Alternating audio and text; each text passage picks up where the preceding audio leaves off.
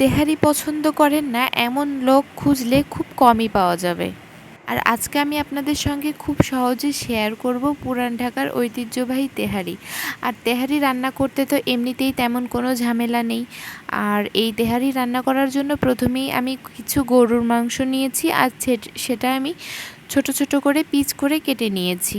খুব ভালো করে ধুয়ে পরিষ্কার করে নিয়েছি। আর এটা রান্না করার জন্য প্রথমেই আমি ওই 1 কাপ আর একটু তার থেকে সামান্য একটু বেশি কিছু সরিষার তেল নিয়ে নিয়েছি।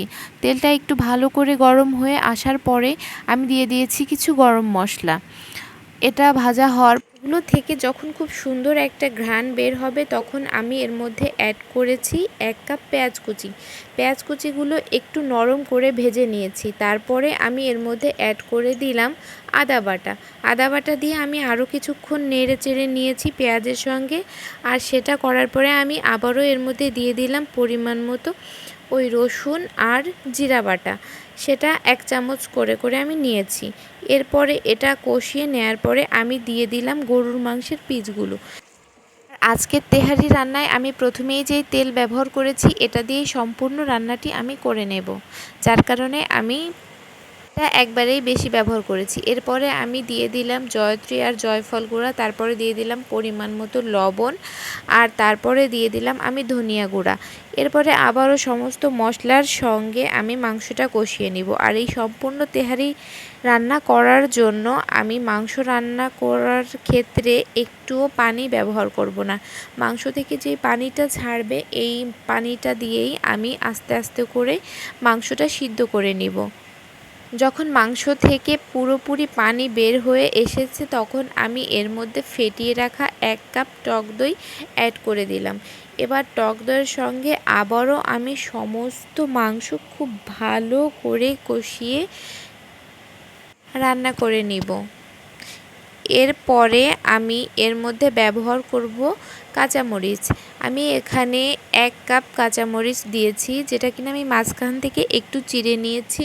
আর তেহারিটা রান্না করার জন্য আমি কোনো প্রকার শুকনো মরিচ অ্যাড করব না, যার কারণে আমি কাঁচামরিচের পরিমাণটা বেশি দিয়ে দিয়েছি। আর এরপরে আমি একটু এখানে তেহারি মশলা অ্যাড করেছি। সমস্ত কিছু দেওয়ার পরে আমি ঢেকে দিয়েছিলাম। এরপরে 20 মিনিট পরে আমি ঢাকনাটা তুলে আবারও মাংসগুলো খুব ভালো করে নেড়েচেড়ে মিশিয়ে নিই।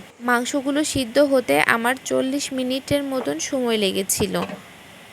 আর মাংস থেকে যখন তেলটা ছেড়ে দিবে এরপরে আমি একটা প্লেটে একটা চামচের সাহায্যে সব মাংসগুলো তুলে নিব।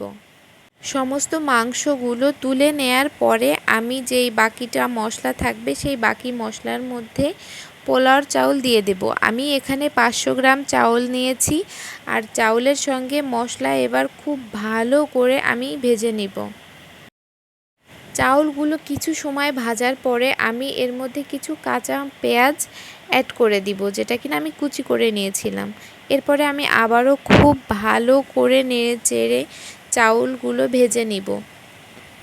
তেহারি রান্না করার ক্ষেত্রে চাউলের ভাজাটা যদি একটু বেশি ভালো হয় তাহলে তেহারিটা ঝরঝরে হয়। এরপরে আমি চাউলের জন্য পরিমাণ মতো লবণ দিয়ে দিলাম। আবারও খুব ভালো করে আমি চাউলগুলো ভেজে নিচ্ছি। তেহারির জন্য চাউল আমি প্রায় 10 মিনিট টাইম নিয়ে কষিয়ে নিয়েছি। এরপরে আমি এর মধ্যে অ্যাড করব কিছু কাঁচামরিচ। কাঁচামরিচ দেওয়ার পরে আবারও আমি সমস্ত চাউলের সঙ্গে খুব ভালো করে সব কিছু কষিয়ে নিচ্ছি। চাউলগুলো যখন খুব ভালো করে ভাজা হয়ে যাবে এবং তেল ছেড়ে দেবে তখন বুঝতে হবে যে চাউলগুলো একদম রেডি হয়ে গেছে তেহারি রান্না করার জন্য। এরপরে আমি এখানে পানি অ্যাড করে দিয়েছি। 500 গ্রাম চাউলের জন্য আমি এখানে 1 লিটার পানি ব্যবহার করেছি।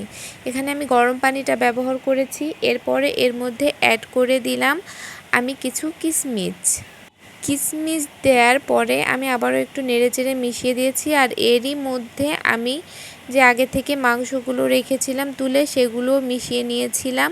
এরপরে আমি উপর দিয়ে 1 চামচ কেওড়া জল দিয়ে দিলাম। তারপরে 2 টেবিল চামচের মতন উপর দিয়ে ঘি ছড়িয়ে দিলাম।